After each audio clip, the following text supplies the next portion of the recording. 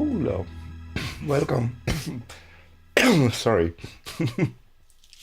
Just got back to the beach today. I think it's probably like the first day of summer. So we went to the beach, had a bit of fun, got a bit late coming back, but that's all good.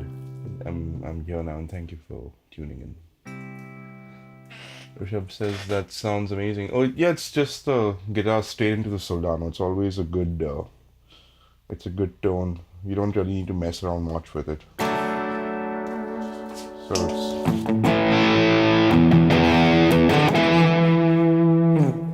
Hey Savik, how's it going? And hi Rishabh, and hello to Miracle Plays MLBB. Thank you for tuning in. The good thing about the Solano, I guess, is also it cleans up very nicely on, especially on the crunch channel.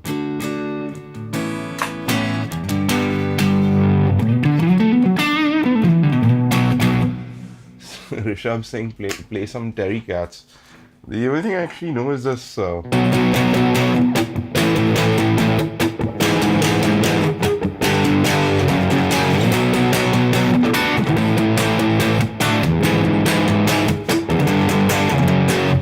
this cool solo which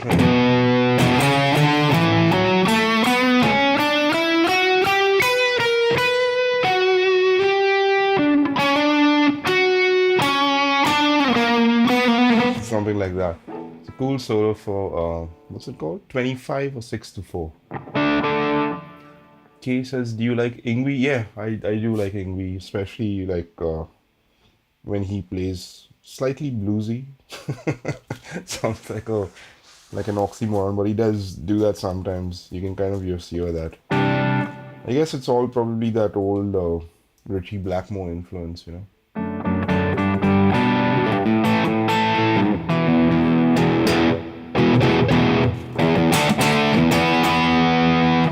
I'll show you something cool with this Soldano tone is there's a thing on the Eventide called a micro pitch shift. So when you enable that, it just nails that 80s.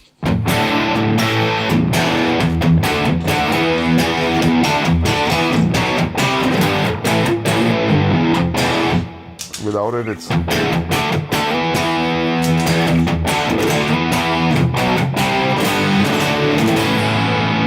hopefully you can hear this in stereo.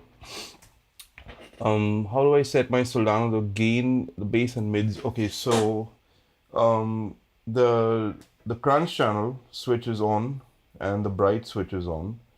So both those toggles are on top. Then I've got the preamp. Just the knobs go to 11, like Spinal Tap. So it's just shy of 11, between 10 and 11. So that's the gain on the crunch channel. I run it pretty high because I can turn it down from the guitar. The gain on the overdrive channel is between 6 and 7. Sorry. The bass is around 4. The mids are around 6. The treble is around 5. Very importantly, the masters. There's a point as you get past noon, which is around 5. Between 6 and 7, you kind of just hear the thing going whoomp, and it just like, the low end goes like pretty, massive. So I kind of set it at that point where it just gets into that bump, and then the presence is around 4-ish. That sometimes I'll push to 6 in case I want a little bit more cut, more treble. So the most gain you'll get on that crunch channel is that, and then you pull the volume down and maybe switch to the signal coils if you want some.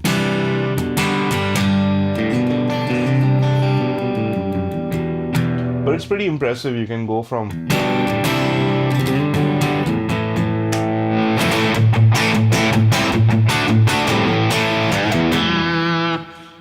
it kind of reminds me of my old JCM 800, the Marshall, and that would probably not have like the mid-range presence that the Soldano's got, but in terms of gain, it was pretty similar,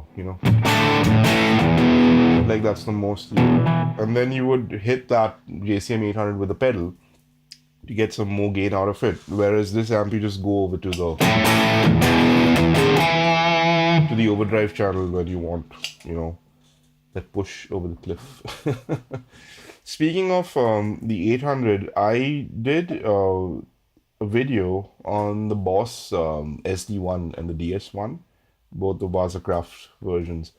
And that was pretty interesting because, you know, they've given you the stock sounds and then you get this custom mode as well, which is, guess is kind of, you know, giving you a more modern take on those classics. So do have a look at that video in case you haven't. It's pretty interesting. Um, Kay says, have you been to Kerala? Yes, I have. My wife is Malayali, so I've been there a few times. Have I played with players like Baiju? Baiju's invited me to guest with him once, I think, at the old Hard Rock Cafe in Mumbai when he was playing there. So we had fun just, you know, I think I sat in on a couple of songs. It was good fun. Any other players from Kerala have I heard? Not really. There's a great sound engineer there named Vivek Thomas, and I've been to his studio and I had a good little chat with him. We went over one evening. But apart from that, I'm not 100% sure. I mean, the names would evade me right now. But yeah, Rex is another great guitar player from Kerala. He's in a band called Avial. So both Rex and Baiju used to be in Mother Jane, and they would tour with my old band Zero quite a bit. So that's where we used to hang back in the day. Do I own a Jazzmaster? Asked Rishabh. No, I don't. I had a friend who had I think a Jaguar, which had two humbuckers in it, kind of strangely enough. But that was a cool sounding guitar. But I don't really like the offset shape. Maybe you know, as time goes by, I may warm to it. But as of this point, I think, you know, the Strat or Tele would be my, you know, Fender of choice. Cool. Let me try and play you something. How often do I learn songs? Well, when I need to. If I'm playing a gig. Like yesterday, I did a gig with a friend of mine. Her name is Kat Tunks, and she does a covers set every once in a while. And so she had sent across a couple of songs to learn. So it just on a, you know, on a case by case basis. During lockdown, it was kind of interesting because I had all this time on my hands, and I went back and I relearned some of the stuff that I had learned when I was a kid, but I learned it wrong. So I said, I'm going to use this time to kind of relearn it and learn to play it properly. So I did stuff like Burn by Deep Purple and Romeo and Juliet and, you know, the bunch of these cover tunes. So that was kind of an interesting time, you know, relearning stuff that, you know, I had that I had learned the wrong way. Cool. I'm going to play you this song called the Happy Billy song. It's pretty cool.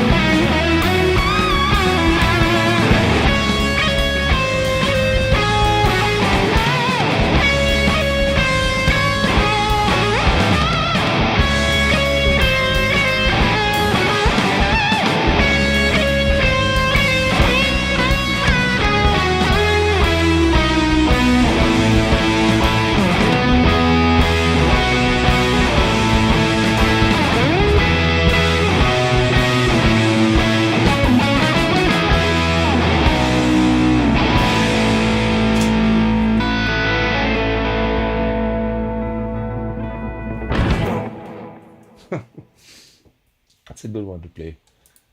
The Happy Billy song is called. Let me see this. Oh, there you go. This chat window went a bit wonky. Hey Ehsan, how's it going? Hope it's sounding decent where you are. I think today the stream is a lot more stable because last time it kept on like lagging and stuff like that. So I went and I bought a very long Ethernet cable and I ran it directly into my router, so it's a bit more stable today. What song was that? That was called the Happy Billy song. Any recent collaborations with Zoran? No. Our only collaborations these days is looking after our daughters when they play together. Which I just saw him today at the beach. So we had a good day there. Play some loop on major 7 diminished and minor 7 and some blues over that. I think I'll avoid it. It sounds like a lot of work. So yeah. This tone is perfect for the Allman Brothers Jessica intro. Yeah, it is. I mean, you can do a pretty good.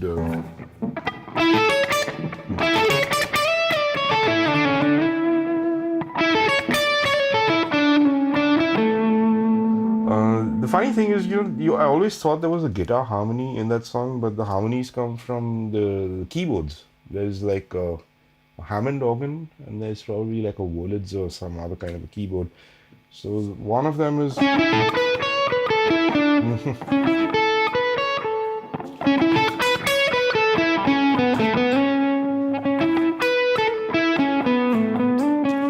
That's one, and then later on it switches to.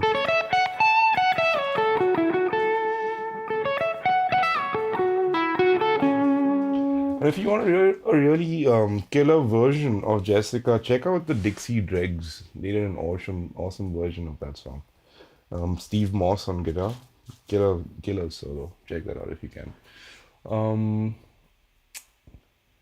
Can I share this preset tone? There's no preset really. It's my guitar, it's a cable going into that amp. So if you do have a modeler of sorts, look at the Soldano model on that. If you have like an HX, Line 6 Helix or something like that, check out the Soldano. There'll be two. One is the crunch and one is the overdrive. So the crunch one is like the overdrive one is it's got a bit more gain.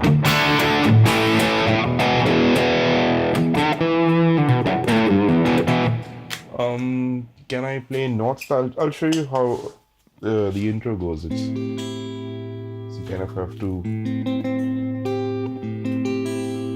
It's like an A minor 7, G and F major 7,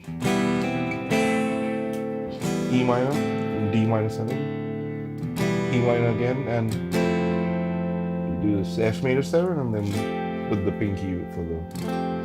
So that's kind of how it goes. Let's play it with some. Well.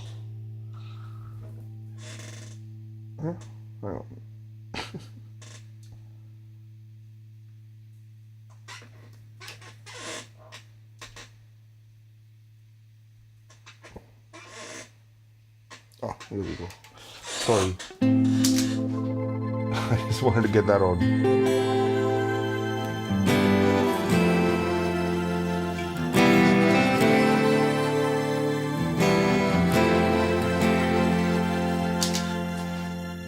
Saurav saying play some Larry Carlton. Let me see what I can play on this one.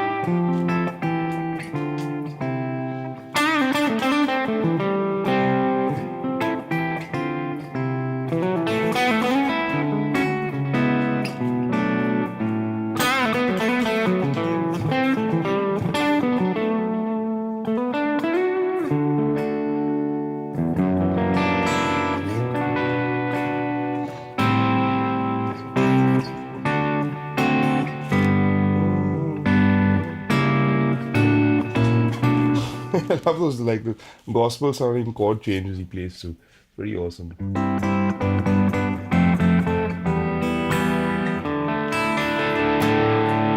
Um, no, I'm not using the timeline S1. I'm using uh the MPX one for the delay and the Eventide for that crystal echoes. That's the H3000.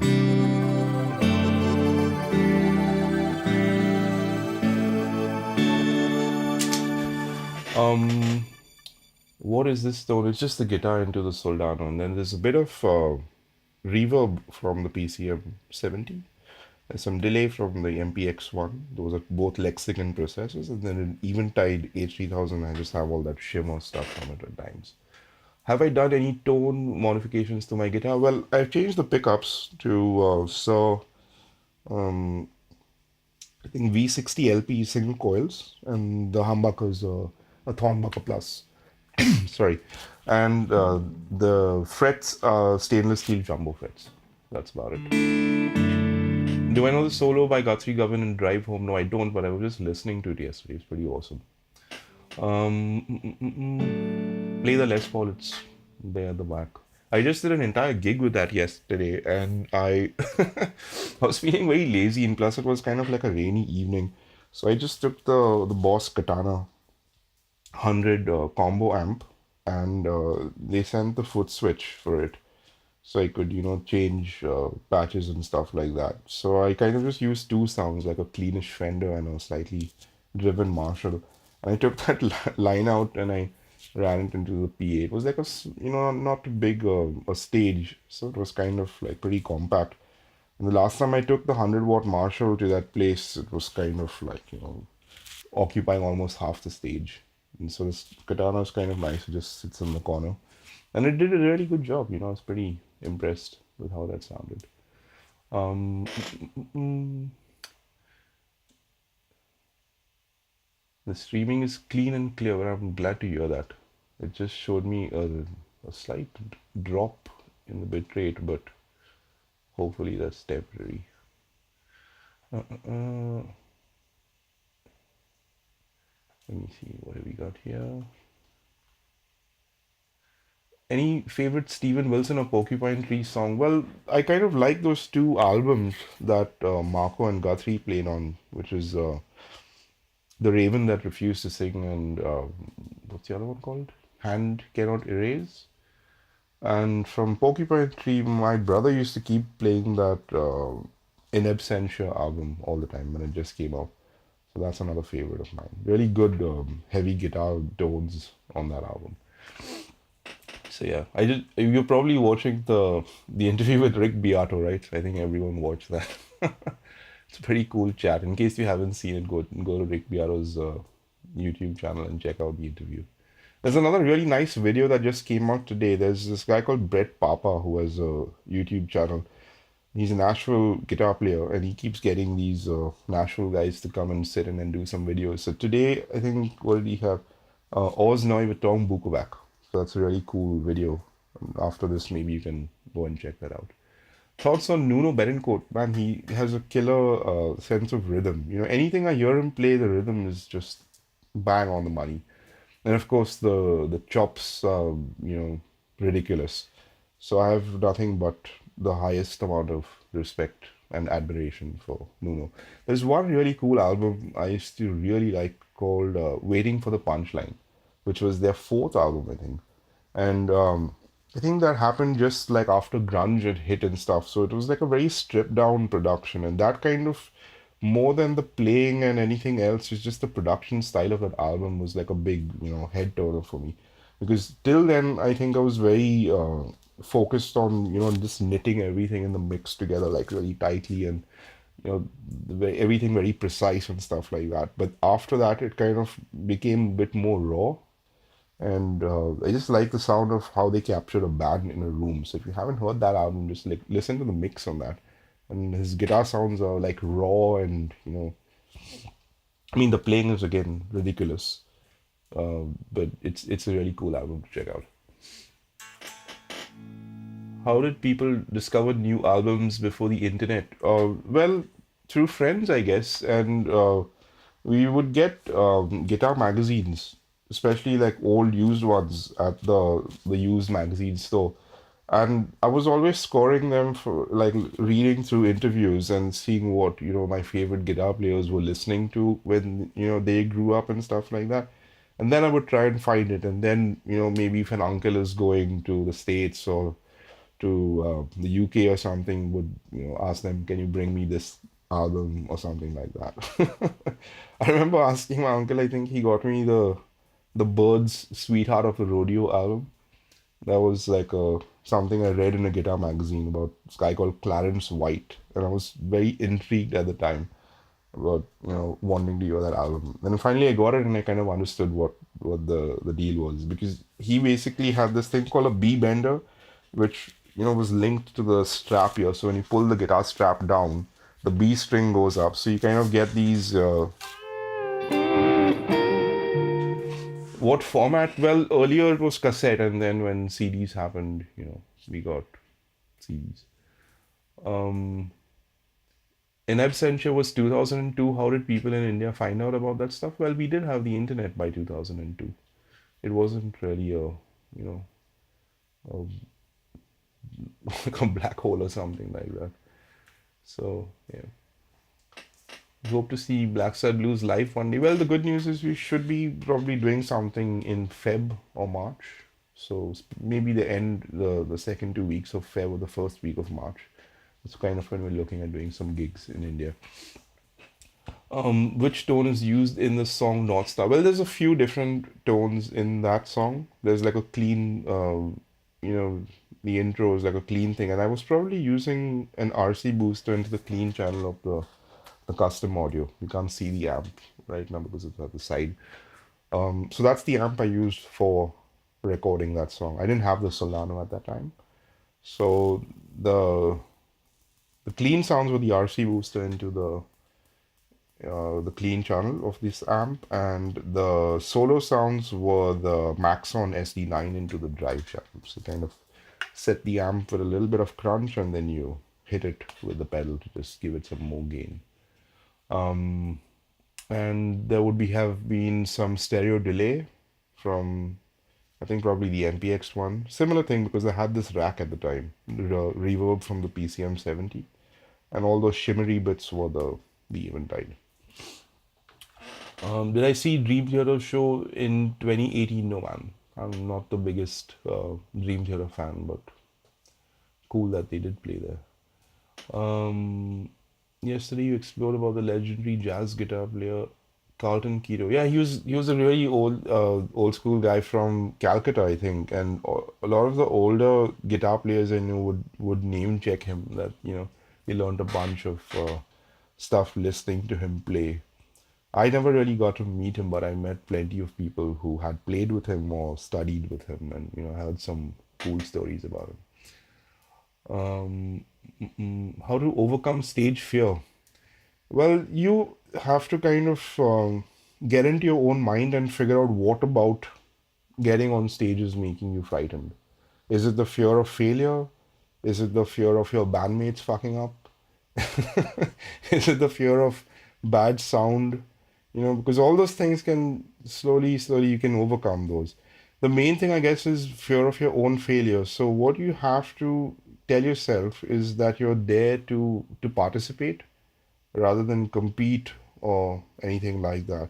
A little bit of nervous tension is fine. It can just it keeps you on your toes, but you don't want it to ruin the whole performance. So you have to dig deep and find out what about being on stage excites you the most, and kind of just lean on that. Yeah. Um, do I think HSS is the best configuration for a Strat? Well, it's the most versatile, I would think, because that's one way of getting like close to, Les Paul sounds from a Strat, especially the bridge humbucker kind of a thing. And if you if you run your tone knobs differently, like this one tone knob for the bridge pickup and this guy for single coils, you can kind of I did a video on my YouTube channel, actually, you'd want to check that out.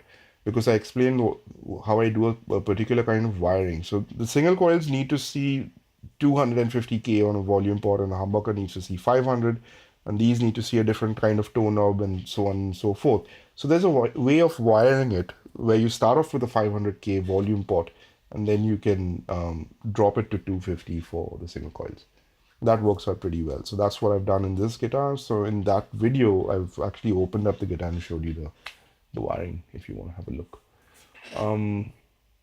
Can I play the intro for Anita's song? I'm really sorry, but I have no recollection of how that went because I kind of improvised something and sent it to Harshit, who then, used it to build the rest of the songs. So I've never really played that song live, to the point where I can remember, how my parts went. It's kind of just I improvised it once, sent it to him, and that's what ended up on the recording. How can you approach for the jazz music? Well, you need to listen to jazz and get into it. That's what I would say. Thoughts on Rhythm Shaw? Rhythm Shaw is a very extremely talented individual, really funny guy as well. And I played with him in in Amit Trivedi's band for quite a few years. In fact, when Amit needed an acoustic guitar player, I said, call Rhythm Shaw, he'll nail it. And then he came in and then he did a really good job. So we had fun, playing all the songs together. And we used to hang out sometimes, jam at sound check and stuff like that. And apart from being a great guitar player, he's also a pretty phenomenal drummer and bass player. Kind of, does it all kind of a guy. So there's very few people I've met like him, but I'm, really happy to know that, people like him exist. It just kind of just shows you like how much talent a certain guy can have, and he works very hard on it, on his stuff. It's not like he takes his talent for granted. So I just hope he keeps putting out cool music. How do I approach songwriting? It's almost like fishing, if you're like trying to write a song, because there'll be a few different ways of getting ideas that can then lead to complete songs. So it could be a chord progression, it could be a melody, it could be a groove, it could be a guitar sound, anything that causes some sort of inspiration, and you'll know when it happens because you'll actually want to, put in the work and get that thing into fruition. So the whole thing is to be open to inspiration and also ready at the time it strikes. Because the thing is, like, if you are say on a train and you have a school melody that comes into your head, at least these days you have a phone, you can just pull it out and hum some stuff into it, and then later on you can work on it. But you need to kind of just capture that idea in its purest form when it strikes, because if you rely on memory, sometimes that can let you down. So once that idea is down, then I've got like a folder that I can sort later on go through it. In fact, now I'm sitting on quite a few different ideas. So it'll soon come to a point where I have to sift through all those ideas and then just slowly start pushing them into songs. Some of them are pretty complete sounding demos. I just have to probably add a guitar track and they'll be done. And some of them are like very raw and incomplete. And sometimes you can combine ideas as well. Like, like months later, sometimes you have another idea and just put them together. Um, is it possible for you to demo the Friedman WOSIRs in your old Miko, sir? Well, not at the moment because I don't have Miko set up, Martin. But let me see. Just hit me up later on email, and I'll see if I can do that for you. The the Friedman one is probably going to be on the Wall of Sound, right? And then Miko is a separate thing. Because right now the way I've configured the interface, I'll have to do a different routing for Miko and Friedman. So not at the moment, I'm afraid. Why is my guitar tone in Kajarbina low? I don't know. I did a part of the mix, and then I sent the stems across to this guy called Stephen Fitzmaurice, who did the final mix. So I didn't really have any say in how they mixed it there. Oh, the stream is lagging. I am sorry. It's showing a bit of a red thing here as well. But anyway, I think I've done a fair bit, and let me actually see why this lag is happening. Because I'm running an Ethernet cable and it shouldn't be lagging. Anyway, thank you for tuning in today, and